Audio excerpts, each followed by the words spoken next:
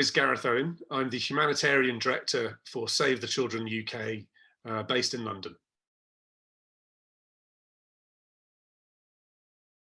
It's back to the core principle of creating human connection, human relationships, trust.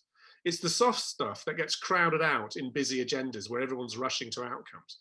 And it's the soft stuff, the human relational stuff, that I think, in my experience, is the most important.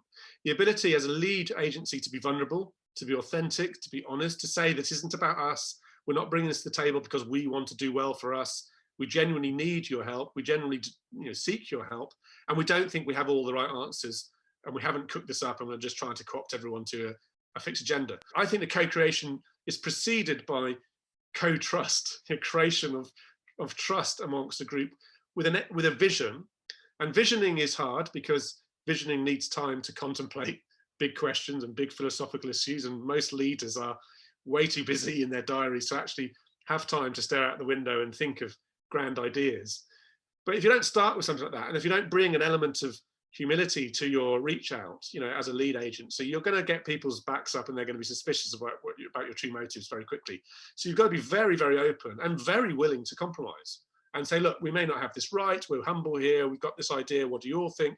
Create a co-design process, a co-creation process around ideas. And if you do that well, it'll bring the trust. And when it's working really well, people fall out. Because everyone at the start, everyone's polite and everyone's just sort of feeling everyone out. But the best partnerships I've seen is when we're really going at it, hammering tongs and violently disagreeing over the table with people from a completely different walk of life. Then you think, okay, we're really in good partnership now because we've got the trust to bring that kind of creative tension into the room. And that's often a sign that you're really doing something right. And then processes of resolution when people do genuinely have disagreements.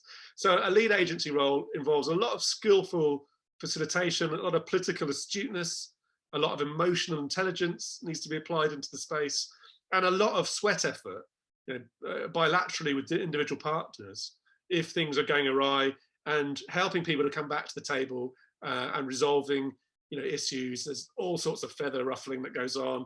There's all sorts of agenda peddling that goes on. It's the nature of humans, and you have to be quite sort of worldly wise about all that, and sort of quite accepting of all that kind of behavior is not sort of anti the partnership. It's just what people do. So there's a lot about human sort of wisdom that you need to bring as the lead agency.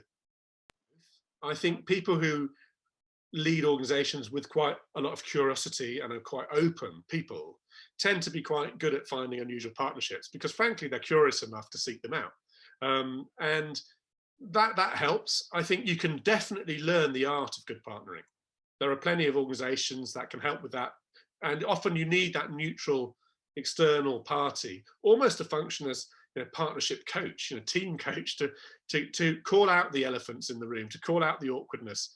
It's difficult to chair a partnership as a lead agency and be the sort of coach of the partnering process. So successful partnerships, I think, bring in that external element to sort of call it out. And that's a great role for expert organizations who have experience in brokering partnerships. And I think there's much more needs to be done on that.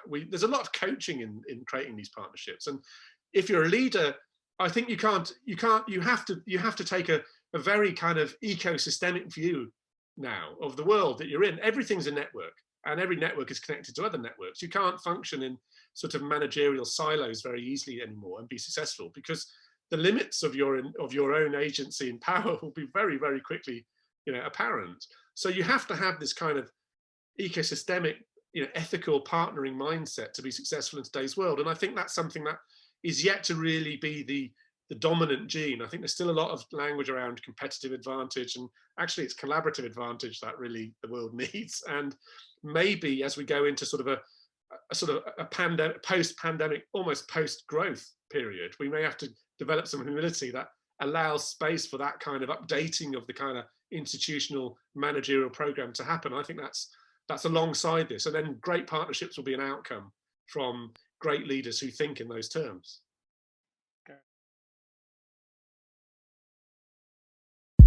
Okay.